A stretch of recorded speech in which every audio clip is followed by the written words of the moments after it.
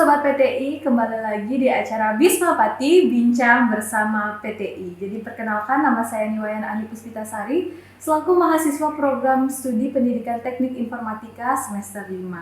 Jadi untuk tema kegiatan kita kali ini adalah menelisik peluang menjadi mahasiswa yang aktif di kancah internasional. Nah, berbicara mengenai kancah internasional, Undiksa sendiri telah menyiapkan beberapa program kepada mitra luar negeri Undiksa yang dapat diikuti oleh mahasiswa nantinya. Tanpa berlama-lama lagi, langsung saja di sini kita sambut narasumber yang sudah bergabung bersama kita, Bapak Made Windu Antara Kesiman, ST, MSc, PhD. Apa kabar Bapak? Selamat pagi. Baik, Ani. Ani apa kabar? Baik, Astagfirullah. Jadi di sini ada beberapa pertanyaan nih terkait dengan program internasional Undiksa. Ya, mungkin Bapak bukan hanya selaku dosen di program studi pendidikan teknik informatika, tapi juga selaku Kepala Badan Kerjasama dan Kehumasan Undiksa. Jadi pertama-tama mungkin bisa di-share nih ke Bapak, apa sih kesibukan Bapak di BKK nih? Oke, jadi untuk BKK dulu ya, perkenalan. Jadi Badan Kerjasama dan Kehumasan itu baru dibentuk tahun 2020. Nah, sebelumnya tidak ada Badan Kerjasama dan Kehumasan di Undiksa, yang ada hanya kantor urusan internasional. Nah, kemudian kantor urusan internasional itu dilebur, diganti menjadi terbentuknya Badan Kerjasama dan Kehumasan yang tidak hanya memayungi urusan internasional. Jadi di sini ada pusat kerjasama internasional tetap, kemudian pusat kerjasama dalam negeri, lalu pusat kerjasama industri dan pusat kehumasan. Nah, aktivitasnya memang yang pertama tentu adalah menggagas kerjasama, ya. Dari mengurus dokumen kerjasama hingga melakukan lobby-lobby, peluang-peluang kerjasama, program-program kerjasama dengan mitra-mitra ya baik internasional, dalam negeri dan juga industri. Nah, kemudian program-program tersebut harus dibawa ke tentu saja ke lembaga, dalam hal ini sampai ke fakultas, jurusan, prodi. Karena implementasinya tetap ada di bawah. Nah, jadi kira-kira gambaran umumnya seperti itu ya. Jadi tidak hanya urusan administratif membuat dokumen kerjasama, tetapi juga harus ada rancangan program kerjasama di dalamnya, begitu. Jadi tadi kan sudah dibilang salah satu tugas dari BKK naungannya itu menjalin kerjasama dengan mitra internasional yang mana sangat sesuai dengan tema kita kali ini. Yeah. Mungkin bisa di-spill dikit-dikit ke teman-teman di rumah, mitra kerjasama Undiksa sampai saat ini tuh ada siapa saja sih Bapak? Oke, yang internasional ya. Untuk yang internasional, kalau sekarang ditanya mitra yang paling aktif dan paling besar aktivitasnya itu adalah universitas yang berasal dari Filipina. Jadi mungkin karena yang pertama ya tentu dia Asia Tenggara juga, kemudian dekat dengan kita, kemudian dari sisi level universitasnya setara lah dengan kita ya, sehingga hubungan kerjasamanya cepat match. Contohnya kalau dari Filipina itu ada Tarlac Agriculture University, ada Don Mariano Marcos University, ada Don Mariano Marcos Memorial State University, kemudian ada CLSU, ada Iloilo Science and Technology University. Jadi aktivitas dengan kampus-kampus Filipina itu sangat aktif, mulai dari PLP luar negeri, ada yang kita kirim ke sana, kemudian mereka juga melakukan PLP ke sini. Kemudian student exchange setiap semester juga ada. Nah, setelah Filipina, kita sebenarnya punya mitra yang aktif dari Jepang. Kenapa? Karena seperti adik-adik ketahui kan Undiksa punya prodi Jepang, prodi bahasa Jepang. Jadi sudah otomatis ada hubungan dengan Jepang. Nah, misalkan dengan Okagaken University, kita sudah mengirim mahasiswa untuk PKL ke hotel-hotel di Jepang melalui mitra tersebut. Nah, setelah Jepang, kita sekarang sedang mengembangkan dengan Taiwan. Taiwan juga adalah mitra yang aktif khusus untuk program fast track.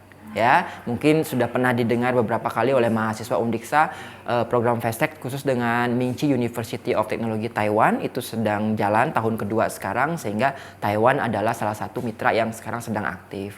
Nah, yang berikutnya sekarang kita sedang punya program besar menyasar dengan Prancis.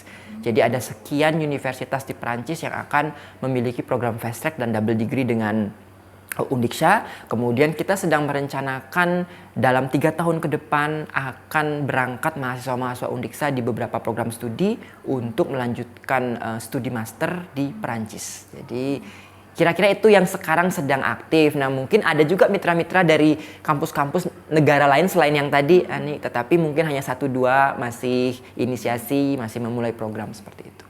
Oke, jadi luar biasa sekali ya. Ternyata Undiksa sudah menjalin beberapa kerjasama dengan kampus luar negeri, khususnya di Filipina, Jepang, dan Taiwan. Di mana di Filipina itu ada program pertukaran pelajar. Ada. Pertukaran pelajar yang mana nanti ketika mahasiswa PTI mungkin yang berminat itu bisa langsung gabung ya Pak Anggi.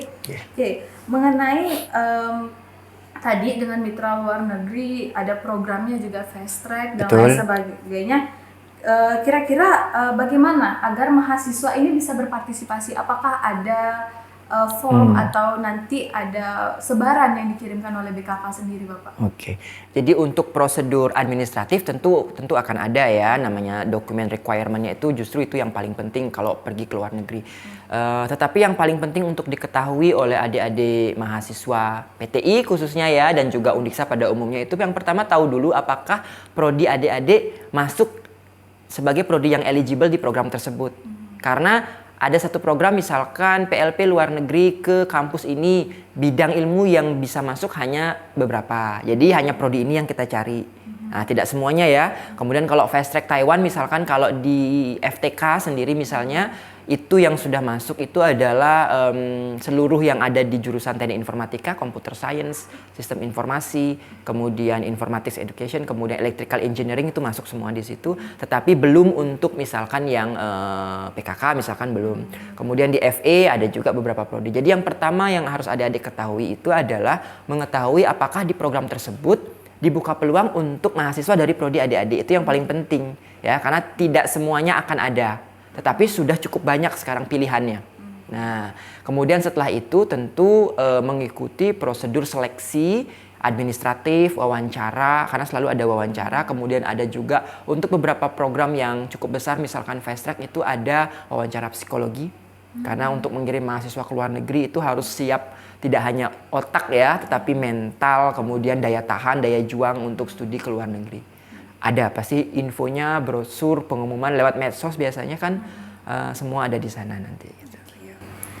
Jadi bagi teman-teman yang memang niat banget untuk melanjutkan studi ataupun mengikuti program pertukaran pelajar itu bisa stay tune terus di media komunikasi Undiksa begitu Pak. Ya. Nah, kebetulan di PTI saat ini tuh ada 2 kelas nih Pak. Jadi kelas IKI, kelas yang berbasis internasional, dan kelas reguler. Jadi ada nih beberapa pertanyaan. Ini yang boleh ikut apakah cuma di IKI aja? Mungkin nggak sih lebih besar peluangnya yang di IKI, yang reguler dapat sisanya aja? Mungkin kan ada stigma seperti itu mungkin yang tertanam di benak masih mahasiswa. Itu bagaimana Pak? Iya. Jadi pertama konsep IKI dulu ya. Jadi IKI sekarang masuk tahun kedua ya, angkatan kedua. Angkatan 2021 di PTI belum ada. Tapi di Undiksa sekarang masuk tahun kedua. PTI baru sekarang nih tak punya IKI. Nah, bedanya adalah ketika tahun pertama, yang angkatan pertama, IKI itu diseleksi langsung dari nilai masuk ujian di perguruan tinggi. Kemudian tidak ditanya minatnya. Jadi Undiksa menetapkan ini harus masuk kelas IKI. Nah, bedanya dengan yang sekarang PTI alami untuk adik kelas di tahun baru ini yang 2022 itu mereka menyatakan dulu ingin masuk kelas IKI. Jadi dari awal sebenarnya kalau memang adik kelas yang baru itu berminat untuk program internasional sebaiknya memilih kelas IKI. Kenapa? Karena kalau memang kelas IKI itu sudah dipilih sebagai minat mereka, di situ mereka akan mendapat benefit, dalam hari ini adalah prioritas jika ada seleksi program-program internasional yang tadi saya sebutkan. Tetapi tidak berarti tidak mungkin ada program internasional untuk mereka yang non kelas IKI. Nah, tetap ada. Tetapi prioritas akan diberikan kepada mereka yang di kelas IKI. Kenapa? Karena memang kelas itulah yang akan bertukar dengan mitra, karena kelas itu kan sudah berbahasa Inggris. Jadi memang di situ mereka bertukar, jadi harus diambilkan juga dari sana. Nah, kasusnya berbeda kalau misalkan adik Ani dan teman-teman yang lebih senior, kan memang tidak ada pilihan, tidak ada kelas IKI toh, tidak ada kelas IKI zaman saya masuk Pak gitu. Terus apakah sekarang saya masih punya peluang pergi ke luar negeri? Tentu sama. Kalau memang misalkan disyaratkan ada program internasional yang meminta mahasiswa ini semester 5 sekarang ya, semester 5, ya memang tidak ada kelas IKI, ya seleksinya akan jatuh di angkatan adik Ani gitu. Jadi bukan berarti nggak ada Pak untuk kami, ada tetap. Tapi kalau jatuhnya diminta mahasiswa semester 1, ya yang IKI dulu kita lihat. Karena memang di situ ada kelas IKI dan non IKI gitu. Jadi jangan khawatir. Ada. Iya. Jangan khawatir ya teman-teman. Jadi mungkin untuk adik-adik yang baru, jadi ini benefit untuk kalian juga yang mengambil kelas IKI karena kalian sebagai prodi yang diprioritaskan gitu untuk menjalin kerjasama dengan mitra karena kalian memang basisnya internasional seperti itu ya Pak. Tapi tidak menutup kemungkinan juga bagi kelas reguler untuk dapat mengikuti kerjasama dengan mitra juga. Iya. Ya, Pak. Prioritasnya itu bukan berarti prioritas bagaimana, karena kenapa berhak atas prioritas? Karena menuju kelas IKI seolah-olah mereka kan udah diseleksi. Jadi itulah sebenarnya tahap seleksi pertama menyatakan diri akan dilanjutkan ke program-program internasional lainnya gitu. Jadi mereka menyatakan saya ingin ikut kelas IKI, belum tentu masuk loh. Diseleksi kan? Nah, jadi prioritasnya datang dari situ. Bukan berarti memang ini dikhususkan ya gara-gara apa. Enggak, semuanya sama. Apalagi di awal ditanya, mau nggak? Kalau mau diseleksi dari awal masuklah kelas IKI gitu. Yeah. Jadi seperti itu ya. Jadi kayak untuk mahasiswa kelas reguler nih ada pertanyaan. Jadi setiap menjalin atau pergi ke program internasional tuh ada tes bahasa Inggrisnya. Iya. Nah, tes bahasa Inggrisnya ini kan ada macam-macam, ada TOEFL, IELTS, dan Duolingo English Test. Iya. Nah, itu kira-kira skor rata-rata yang harus dicapai oleh mahasiswa itu aman dan bisa lanjut ke luar negeri itu berapa sih Pak? Nah, tergantung. Jadi tergantung level programnya. Kalau adik-adik pernah mendengar program ISMA dan IFOSMA, pernah ya? Itu program pertukaran ke luar negeri yang paling bonafit masa ini. Jadi itu dibiayai pemerintah, full ke kampus-kampus yang sangat bagus-bagus di seluruh dunia, Eropa, Amerika, semuanya itu. Tetapi untuk program itu di tahun ini seleksinya mencapai kompetisi yang sangat ketat sehingga nilai skor IELTS itu ada di angka 8,5. Jadi itu tinggi sekali. Kemudian TOEFL sepertinya nyampe di angka 600 kalau nggak salah ya. Nah, Duolingo walaupun ketika diumumkan itu kan requirement yang ingin melamar cukup memiliki IELTS 7. Oke, melamarnya bisa dengan IELTS 7, tetapi peluang lulusnya ketika yang lain kompetitor adik-adik ya dari seluruh Indonesia bawa IELTS nilainya 8,5 bahkan 9 kemarin, kita langsung gugur. Ya, jadi itu yang paling dikejar sekarang. ISMA untuk yang non vokasi, IFOSMA untuk yang vokasi. Itu dibiayai penuh dari pemerintah. Anda keluar negeri 6 bulan di kampus-kampus terbesar di dunia. Tetapi harus benar-benar kualitas mahasiswanya itu luar biasa. Bikin IC, wawancara, itu benar-benar jadi rebutan, primadona. Nah, kalau program yang lain misalkan fast track. Fast track dengan Taiwan, misalnya ya, PTI ada di dalamnya, itu jangan khawatir. Setinggi itu Pak? Tidak kalau menurut saya. Kenapa? Karena belajar di Taiwan itu kan juga negara yang non-English speaking country dalam pengertian dia berbahasa Mandarin sebenarnya. Jadi mereka tidak menuntut level bahasa Inggris seperti orang natif Amerika Inggris. Sama kayak kita. Sehingga untuk program fast track, cukup misalkan hanya dengan, kalau kami membuka pendaftaran di sini, nilai TOEFL-nya itu pun TOEFL Undiksa base, tidak yang official sekali yang nilainya mahal.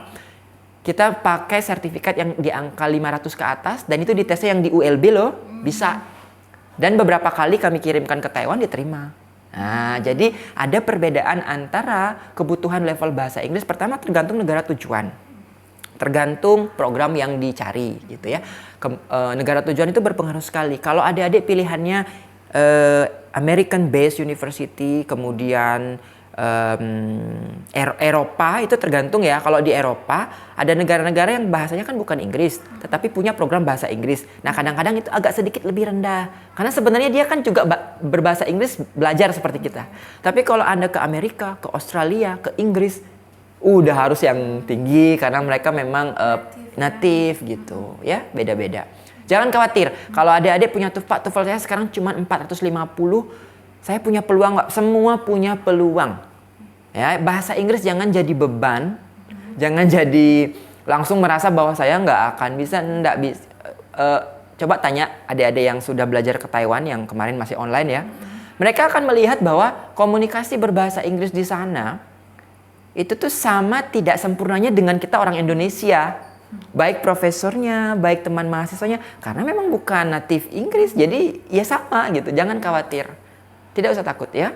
Jadi mungkin bagi teman-teman yang merasa masih insecure sama bahasa Inggrisnya ya, karena Jangan insecure dengan bahasa Inggris. karena belum terlalu natif, speakingnya belum terlalu seperti orang natif, itu jangan khawatir karena kampus-kampus yang berbasis non-native speaker bahasa Inggris Masih pun bisa. kemampuan bahasa Inggrisnya dan logat dialek bahasa Masih seperti Inggrisnya kita. masih seperti kita. Jadi jangan. Namun bagi kalian yang menyasar kampus-kampus yang natif seperti di Amerika, Australia. dan Inggris, tentu saja harus mempersiapkan diri di Ya, bagian bahasa Inggris. Bahasa Inggrisnya harus lebih gitu. Betul. Itu untuk gini. Dan dari Bapak sendiri tuh ada tidak pengalaman menarik dengan mahasiswa yang mengikuti program studi di luar kampus ya, di luar negeri gitu. Jadi kayak mungkin dari segi perjuangannya atau tingkat Mahasiswa Undiksan ya. Oke, kalau dari sisi contoh ya, yang menarik bagi saya gini. Ada mahasiswa dari, kalau nggak salah dari prodi bahasa Inggris atau bahasa Jepang, bahasa Inggris deh, betul bahasa Inggris, ikut PLP luar negeri ke Filipina, ya. Kemudian kan waktu itu ada nilai bantuan, ada bantuan biaya sedikit ya, karena program Merdeka Belajar dan sebagainya. Dan tentu harus bikin komponen dana yang eligible gitu. Nah, tiba-tiba mahasiswa tersebut menghubungi saya, Pak Windu, boleh nggak dana ini, dana yang bantuan ini digunakan untuk membeli baju gitu. Nah, saya awalnya berpikir membeli baju artinya apakah mahasiswa ini tidak punya pakaian untuk mengikuti program itu gitu. Ternyata saya salah persepsi. Dia juga menjelaskan tidak lengkap. Kenapa harus beli baju? Karena baju yang dimasukkan itu kostum. Nah, jadi begini, adik tersebut dia mengajar bahasa Inggris tuh ada kayak mata pelajaran atau apa yang storytelling ya. Misalkan menceritakan sebuah kisah tentang Peter Pan misalkan. Nah, guru pamong di Filipina itu serius sekali. Bagi dia, kalau kamu mau bercerita di depan kelas tentang storytelling, kamu harus pakai baju kostum. Nah, itulah biaya yang diminta. Boleh nggak saya beli kostum tokoh yang sedang saya perankan begitu. Nah, menariknya adalah kalau di Undiksa pernah nggak praktik mengajar sampai sebegitunya? Nah, jadi kan itu luar biasa memang. Jadi pengalaman berbeda seperti itulah yang adik-adik dapatkan ketika di luar negeri ya. Kita bisa melihat dimensi lain bagaimana seorang guru dididik. Gitu. Jadi sampai iya karena ini cocoknya begini. Kalau Anda membaca komik seperti apa? Karena untuk anak-anak ya, misalkan untuk anak SD, SMP gitu. Jadi selain mengurus mahasiswa yang bepergian itu, saya juga ikut menemukan hal-hal yang mungkin bisa disumbangkan di lembaga ini untuk perbaikan program. Ya, misalkan apa selama ini pernah memikirkan properti ketika mereka PLP luar negeri. Kalau sekarang kalau kita mau PLP yang kita ada di kepala kita cuman RPS. Padahal itu adalah dokumen yang ya formal dibuat, tetapi bagaimana mereka tampil di kelas, nah itu. Ya. Kalau tantangan yang perjuangan menuju implementasi program itu sekarang yang paling berjuang berat itu adalah fast track yang bulan depan akan berangkat ke Taiwan. Jadi Undiksa ada total awalnya 16 orang, lalu akhirnya berkurang 1 karena dinyatakan tidak lulus tidak lulus di beasiswanya karena tahun kedua diseleksi lagi. Kemudian ada perjuangan untuk mengejar waktu yudisium di anak PTI kakak kelasnya Fashan ya. Akhirnya dia hari ini wisuda. Berhasil wisuda, pegang ijazah karena harus ijazah asli. Jadi perjuangannya tentu yang pertama disiplin waktu deh. Ya, karena pergi ke Taiwan tahun depan, tetapi persiapannya itu dari sekarang. Sementara kalian masih studi di PTI. Tidak boleh ada satupun yang terlepas. Mau menyelesaikan skripsi, mata kuliah harus selesai. Planningnya ke depan itu sudah ada, jangan sampai gara-gara fail di satu tahap di depan, yang belakangnya kena merembet. Nah, jadi kalau sekarang adik mau dengar perjuangan terberat itu coba tanya Kak Fashannya deh. Untuk dia berhasil berangkat ke Taiwan bulan depan, ini belum berangkat juga nih. Perjuangan dia cukup panjang rasanya, gitu ya. Sejak setahun lalu dengan segala tantangan. Saya nggak pernah bilang masalah ya, karena kalau bilangnya masalah itu seolah-olah jelek udah ya gitu. Mending sebutnya tantangan. banyak sekali challenge-nya. Jadi bukan problem, tantangannya. Contoh seperti Kak Fasyan di PTI itu, ya. Gitu. Jadi gitu ya. Jadi yang menarik selalu saja berasal dari culture-nya mereka ya. Culture Oh ya, shock gitu. betul. Dimana di Indonesia sendiri tuh jarang storytelling istilahnya kalau zaman sekarang seniat itu ya. Yeah. Kayak menggunakan kostum dan bercerita bagaimana guru. Perbedaan pendidikan guru di sana dan di sini. Iya. Bagaimana bisa diimplementasikan juga nantinya di sini. Hal-hal baik dan hal-hal positifnya tentunya. Nah juga ini ada tadi disinggung mengenai perjuangan dalam ikut fast track ya kakaknya, dimana ngejar skripsi. Betul. Dan itu Anda harus lebih cepat dari yang lain, nggak bisa sama. Ya, namanya juga fast track. Kalau nggak fastnya nggak fast kan. Iya. karena untuk lulus di skripsi bagi mahasiswa reguler biasa itu pun tidak mudah. Tidak mudah, Dalam betul. ikut program fast track luar biasa sekali ya, cutting kita dari prodi PTI Kak Iya, Fasyan. Angkatan keduanya Anton. Angkatan keduanya dari Kak Anton. Baru satu orang loh. Tolong ditambah ya tahun depan. Ya jadi untuk mahasiswa PTI, bapaknya minta tambahan orang dari PTI tahun depan mungkin bisa. Harus ada banyak pelamar. Kita harus perjuangkan itu supaya tingkat partisipasi mahasiswa PTI-nya meningkat dari tahun ke tahun seperti itu. Nah, mungkin dari kisah menarik tersebut mungkin ada tidak saran yang harus dipersiapkan untuk mahasiswa dari sekarang misalnya untuk mahasiswa baru misalnya yang ingin sekali melanjutkan ke seperti kakak tingkatnya mungkin ke ISMA, mungkin Iya, betul. fast track, itu mungkin saran-saran yang harus dipersiapkan dari sekarang.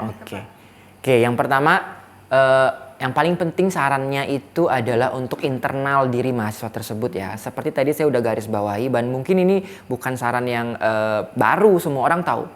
Kalau memang berniat ingin melanjutkan studi atau mendapat program-program internasional ke luar negeri, itu yang pertama harus diubah itu adalah kinerja dan mindset mahasiswa tersebut. Ya, yang pertama bagaimana dia memandang bahwa saya perlu mendapat pengalaman di luar negeri.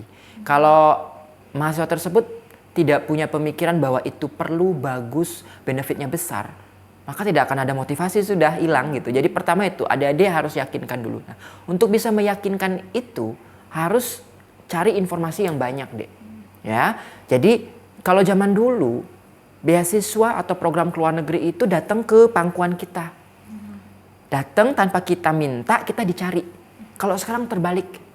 Harus kita yang mencari. Begitu kita tidak mulai mencarinya, orang lain udah ambil duluan. Nah, tips pertama itu, jadi yang namanya mencari informasi ya, Anda udah punya gadget semua itu. Informasi adalah hal yang paling mahal. Apalagi program ke luar negeri yang begitu tampil, informasinya itu kadang dalam waktu singkat ataupun panjang tapi prosedurnya rumit. Ya, jadi itu harus dipilah-pilah dulu, memenuhi semua requirement-nya dan sebagainya. Sambil mempersiapkan mental. Nah, persiapan kinerja itu artinya begini. Adik-adik harus menjadi mahasiswa yang pertama disiplin, kemudian daya juangnya tinggi. Daya juang tinggi ini salah satu 21st century skill. Jadi keahlian abad 21 yang sangat dibutuhkan. Orang itu semua pernah gagal, Dek. Ya, tetapi yang berhasil adalah mereka yang setelah gagal bisa bangkit kembali gitu. Ya, itu yang paling sulit dicari. Mahasiswa itu kalau memang dari awal dia itu tidak pernah gagal, itu justru bagi saya tidak hebat. Karena beruntung berarti gitu ya. Tapi mereka itu yang udah gagal tetap berjuang, udah gagal cari lagi. Nggak bisa bahasa Inggris, cari solusinya. Nggak bisa dapat ini, cari solusinya. Itu yang paling sekarang saya kira mahal ya. Dan keluar negeri modalnya itu adalah daya juang yang pertama. Kadang-kadang ada yang kemampuan akademisnya itu middle class ya, tidak benar-benar excellent atau the best in their study program ya. Tetapi mahasiswa tersebut punya daya juang yang tinggi. Justru dia yang dapat. Jadi GPA atau IP itu perlu. Nah, saya tidak pernah bilang itu tidak perlu. Perlu. Tetapi harus ditambah dengan mentalitas berjuang yang tinggi. Nah, tipsnya jadi sekarang kalau adik-adik baru masuk sekarang semester 1, Dek Ani pun walaupun udah semester 5 tidak terlambat untuk mulai memahami diri. Apakah saya sudah cukup berjuang?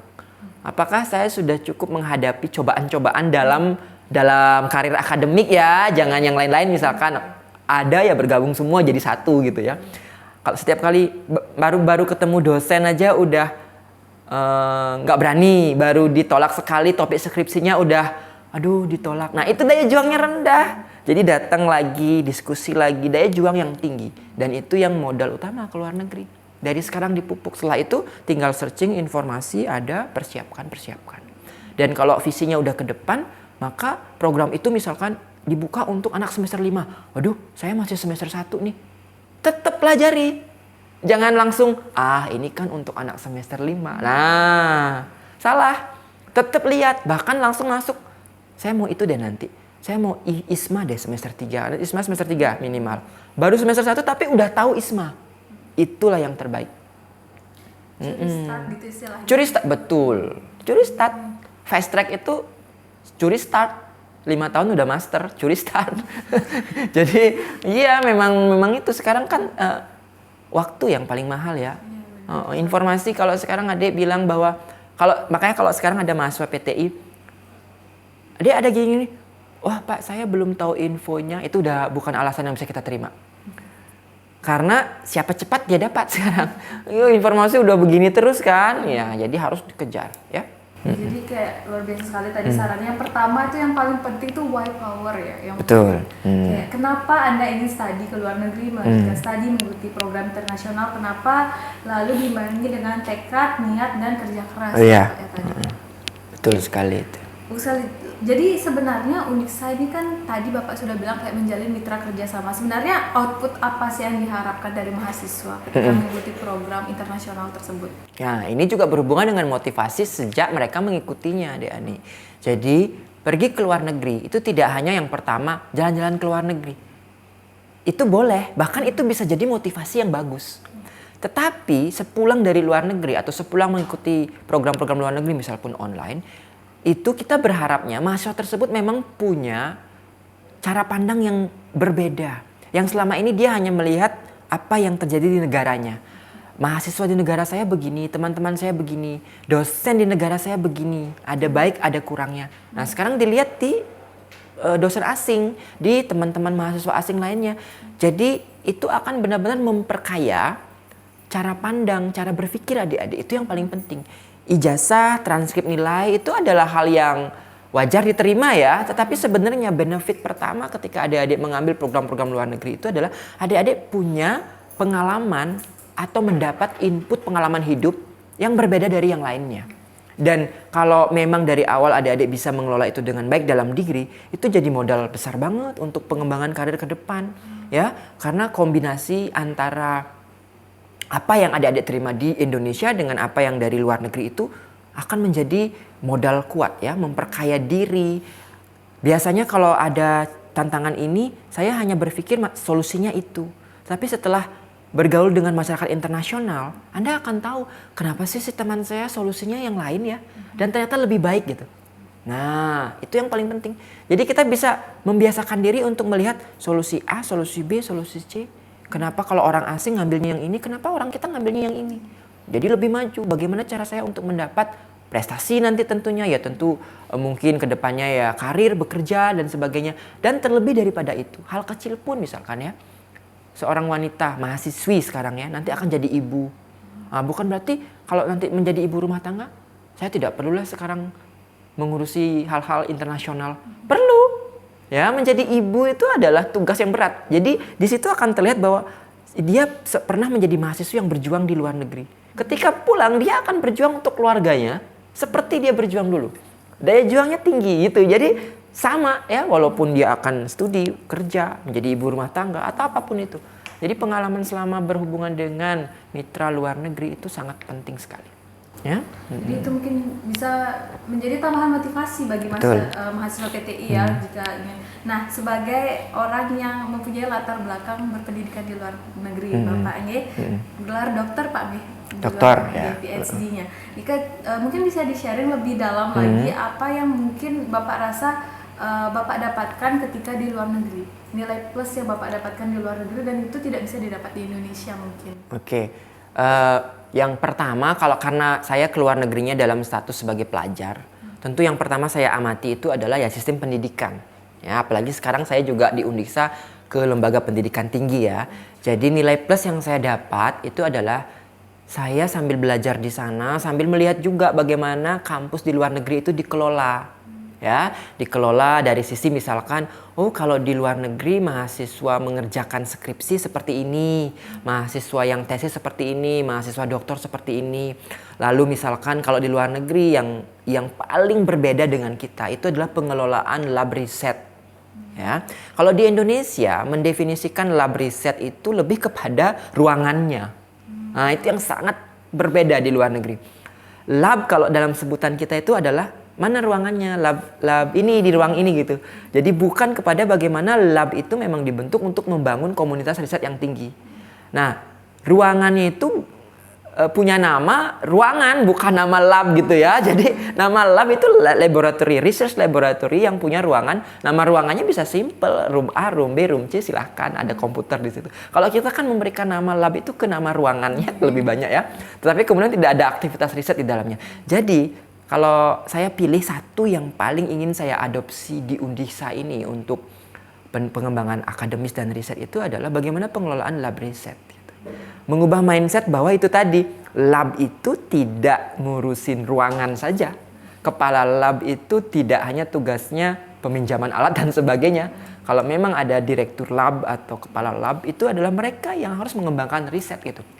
Ya, nah tetapi memang ada beberapa struktur organisasi di lembaga ini yang membuat hal itu tidak semerta-merta bisa kita ubah. Ya, misalkan di Undiksa kita tahu bahwa memang posisi kepala lab tingkat fakultas, tugasnya ini gitu. Nah, tapi kita carikan jalan lain, misalkan mengembangkan KR sekarang yang lebih baik supaya cepat mitra-mitra internasionalnya itu paham. Kalau enggak mereka enggak paham Anda posisinya apa, Anda punya lab apa. Kalau kita sebut misalkan saya punya laboratory of something gitu ya. Mereka akan bertanya bidang risetnya apa, publikasinya di mana. Sementara yang kita bisa bilang di lab itu ada 40 komputer dan sebagainya. Jadi lebih kepada prasarana fisik kan. Nah, itu terbalik sekali. Nah, itu yang ingin saya adopsi. Saya udah pelajari dengan baik selama di sana karena kebetulan ketika S3 terutama ya. Kalau waktu S2 saya masih kayak mahasiswa, tidak punya lab riset yang khusus ya. Tapi ketika S3 di Perancis itu ya saya udah masuk menjadi member lab riset, saya lihat bagaimana mereka mengelola dukungan-dukungan dari manajemen kampusnya juga. Beda dengan memang pengembangan riset yang membantu fasilitas lain gitu. Nah, itu yang menjadi ujung tombak sebenarnya kalau Undiksa ini mau benar-benar naik level dari sisi hasil-hasil riset kelas dunia. Karena menjadi world class university, Undiksa kan cita-citanya juga mau ke sana. 2045 menjadi universitas unggul di Asia gitu ya. Hasil riset yang memang harus tinggi dulu sehingga banyak orang yang melihat kiblat melihat kita karena publikasinya kelihatan. Jadi membangun lab riset salah satu mimpi saya sebenarnya ya. Jadi saya mulai dari PTI, FTK, saya lihat bagaimana mengelola lab gitu. Saya usulkan beberapa. Nah, itu sebenarnya yang kalau yang penyelenggaraan perkuliahan tidak jauh beda sebenarnya. Ya, nah kamu punya mata kuliah, hanya berbeda jumlah kredit, ya, ECTS sama kita SKS dan itu bisa dikonversi. Kemudian struktur kurikulum sebenarnya tidak jauh berbeda, mungkin mereka lebih spesifik ada penamaannya segala macam. Tapi dari segi pengorganisasian akademik perkuliahan tidak jauh berbeda. Sekolah di Indonesia, sekolah di luar negeri ya seperti itu konsepnya, ada kredit, ada tugas, ada presentasi sama. Yang berbeda itu mengelola riset yang sangat jauh berbeda, ya. Ya, mungkin dari segi pengembangan diri gitu. Pengembangan diri. Apakah jauh lebih terpacu apabila kita melakukan studi di luar negeri gitu? Ya, oke. Dari segi pengembangan diri, dari segi karir. Nah, kalau dari segi karir, saya tidak menyatakan bahwa kalau Anda sekolah ke luar negeri maka Anda akan dipastikan lebih sukses dari teman-teman Anda yang tidak ke luar negeri. Itu tidak ada teori itu ya. Keluar negeri atau tidak keluar negeri, pengalaman internasional atau tidak, karir itu lain lagi urusannya. Tetapi tentu saja kalau Anda memang adalah kandidat yang cocok untuk mengalami pengalaman internasional tersebut, maka semuanya bisa dimanfaatkan. Nah, artinya contohnya saya misalkan kalau tadi adik tanya apa yang pengembangan diri yang saya alami, banyak sekali ya. Jadi seolah-olah itu ketika saya lama studi di luar negeri, pulang ke sini itu ada sebagian dari diri saya yang berubah. Ya, berubah misalkan kalau kata orang, saya nggak tahu nih mahasiswa PTI kan mungkin bilang kalau Pak Windu terlalu disiplin, terlalu strict. Nah, itu juga salah satu contoh karena ketika saya di situ itulah perubahannya. Ya, kalau di sini mau kemana-mana tinggal ambil motor berangkat gitu ya. Mau makan kapanpun kantinnya buka atau ada dagang yang kita. Tapi kalau di situ jam makan restoran jam 11 sampai jam 2 tidak ada servis, setelah itu Anda tidak makan di situ, maka tidak bisa makan. Tutup semuanya lagi gitu ya. Karena jam makan siang diservis apa segala macam. Mau berangkat ke sekolah, ke kantor, naik kereta misalkan. Kalau dia bilang memang 17.05, 17.06 berangkat, keretanya udah lewat. Itu tunggu 2 jam lagi. Jadi sebenarnya itu yang melatih kita yang pertama disiplin. Sehingga pulang ke sini, ya saya masih mengadopsi itu ya. Sehingga mungkin saya agak dianggap strict misalkan untuk kedisiplinan gitu ya. Nah itu pengembangan diri yang saya bawa. Kemudian yang terakhir yang paling penting itu adalah menghormati perbedaan. Ya. Kalau di sini misalkan kita melihat ada teman-teman yang berbeda dari satu sisi lain banyak perbedaan, itu kadang-kadang kita lupa bahwa menghargai perbedaan itu penting ya di dalam dunia pendidikan. Kalau di luar negeri mereka, apalagi mereka ya sudah tidak lagi memperhitungkan agama, ras dan sebagainya, asal usul, semuanya itu benar-benar forum ilmiah gitu ya. Jadi di kelas itu kita sama, dia tidak memandang saya orang asing. Kalau memang ada pendapat yang disampaikan. Kemudian hubungan guru dengan dosen dengan mahasiswanya juga tidak terlalu setara, tetapi lebih dekat dibandingkan kita di sini. Nah itu juga agak sulit ya di Indonesia gitu. Mahasiswa terlalu takut sama dosennya. Padahal kalau memang mahasiswa tersebut benar, nggak usah khawatir. Ya, jadi Anda punya hak untuk berbicara, menyampaikan sesuatu, menyampaikan sanggahan, ya, asalkan tetap dalam kaidah akademik dan ilmiah. Itu, nah itu yang mungkin saya pengen lihat bagaimana mengubah itu di kampus kita. Skup kecilnya ya di PTI misalkan. Saya melatih adik-adik PTI kalau saya ngajar dari semester 1 misalkan. Kalau sekarang saya karena nggak punya peluang bertemu dengan kalian dari semester awal ya, ketemunya udah semester 3, 5 seperti itu. Biasanya memang itu butuh waktu. Ya, merubah mindset cara berpikir orang itu butuh waktu. Dan harus continue dilakukan ya. Tidak boleh sekali ketemu misalkan Pak A yang begini, ketemu lagi Pak B berubah lagi, hilang pasti. Jadi kita harus sama semuanya, satu visi untuk merubah mindset mahasiswa. Jadi pola pikir mahasiswa itu harus dirubah bersama-sama. Nggak bisa cuma satu orang gitu ya. Jadi itu dia ya pengalaman-pengalaman yang didapatkan yang relasinya nanti korelasinya ada pada pengembangan diri ya Bang. Karena di sana culture-nya berbeda. Tentu saja ada beberapa bagian dari diri kita yang ditempa betul sesuai dengan keadaan di sana. Nah, pertanyaan terakhir mungkin tadi kan udah ada saran dari mahasiswa. Di sini saya minta saran Bapak untuk fakultas nih, untuk fakultas ya, dan khususnya prodi Teknik Informatika bagaimana sih untuk memaksimalkan program internasional ini agar bisa memberikan partisipasi lebih kepada mahasiswa. Oke. Ya, khusus untuk fakultas prodi PTI ya. Yang pertama sebenarnya rumpun keilmuan kita di Fakultas Teknik di bawah jurusan Teknik Informatika itu sebenarnya satu rumpun. Tetapi karena nomenklaturnya lebih dikenal yang ilmu komputer, jadi memang terus terang ketika kami di BKK itu menjual promosi bidang komputer sains informatika itu ke luar negeri, itu mereka lebih cepat nangkap yang ilmu komputer. Dari nama dulu gitu ya, karena computer science itu memang actually most popular ya dari dalam dunia kita ya. Jarang-jarang ada kampus di luar negeri yang punya prodi namanya Pendidikan Teknik Informatika. Jarang-jarang punya. Nah, sistem informasi juga ada tapi tidak sebanyak. Rata-rata pasti punyanya ilmu komputer, computer science gitu. Nah, itu membuat seperti program-program yang baru kita rancang dengan Prancis. Jadi ketika kita memasukkan sekian kurikulum ya, semua kita masukkan, PTI kita kirim, nanti mitra itu ketika mereplay pasti computer science yang dicek duluan gitu. Nah, tapi bukan berarti mahasiswa PTI itu langsung kecil peluangnya. Justru kita harus mencari peluang tambahan ketika Anda punya half of education domain kan. Jadi di PT itu ada educational based courses ya. Nah, tetapi kita harus tetap jangan lupa mengcombine bahwa Anda secara kelahiran itu anak juga computer science. Ya. Sehingga saran pertama saya adalah kalau PTI mengembangkan ke akademik ya, ke riset dan sebagainya, itu justru harus tetap jalan dua-duanya. Jadi arahkan ke bagian-bagian akademik, tetapi akar bahwa Anda itu tetap adalah computer scientist itu jangan dilupakan. Ya, kalau ini dilupakan, itu yang membuat sehingga kita tidak lagi punya jualan ke arah computer scientist. Ya, jadi kita harus tetap memberikan makna kepada mahasiswa PTI bahwa walaupun gelarnya SPD misalkan ya, tetapi jiwa Anda computer scientist. Plusnya adalah computer scientist yang dikategorikan bisa mengajar dengan baik. Kan lebih bagus toh? Nah, tapi sayang kalau dari awal kita sudah merasa bahwa saya hanya ke pendidikan Pak. Tidak perlu mempelajari teknologi computer science yang berkembang sangat pesat sekarang dan bahkan tinggi. Itu anak ilmu komputer, jangan begitu. Ya, tetap harus merasa diri saya computer scientist. Tetapi saya punya izin untuk mendidik karena gelarnya SPD, kemudian nanti bisa lebih cepat PPG atau bagaimana gitu, dan sudah punya mata kuliah yang kependidikan. Nah, sebagian kredit pengembangan riset segalanya itu kalau bisa tetap berpikir saya computer scientist. Harus ada aspek kekomputeran murni yang masuk di aspek pendidikan itu.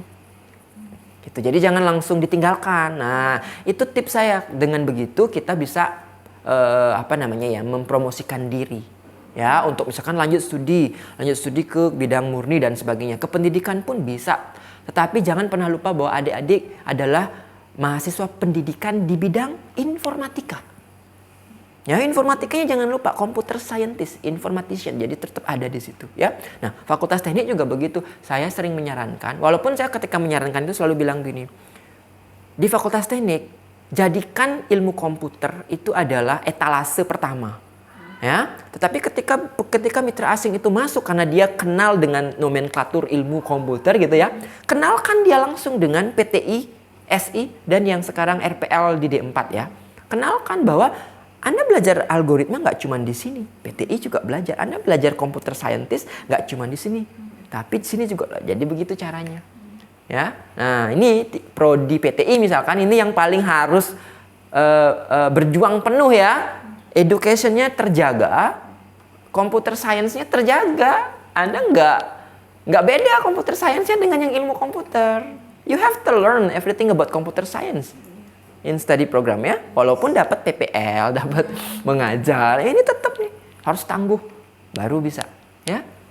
Jadi di bagian self branding ya, self branding PTI bahwa kita jangan melupakan bahwa PTI itu juga ada computer science, bukan semata-mata hanya di educational saja gitu. Jadi dengan menyeimbangkan, mengkombinasikan keduanya, nanti PTI juga bisa untuk berlaga juga di kancah internasional. Iya, juga betul. Tidak menutup peluang juga nggak Pak? Oh, besar peluangnya sama dia. Sekarang ada alumni yang sudah PhD kok sampai di Australia, Kak Ananta namanya. Itu modalnya SPD loh.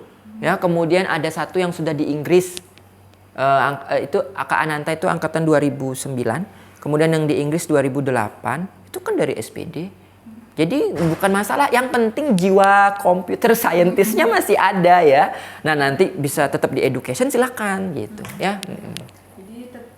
Jadi ini ditekankan lagi jiwa computer science kita walaupun titelnya SPD. Tapi jiwanya tetap anak teknik komputer. Iya. Oke, tidak terasa nih Bapak, kita udah di penghujung acara.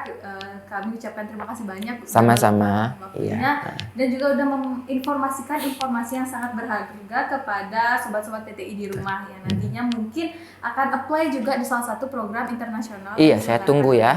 Banyak ya. Oleh Bapaknya ya. Sampai nggak ada pelamar dari PTI itu, kalau nggak ada pelamar dari PTI saya langsung call core prodinya.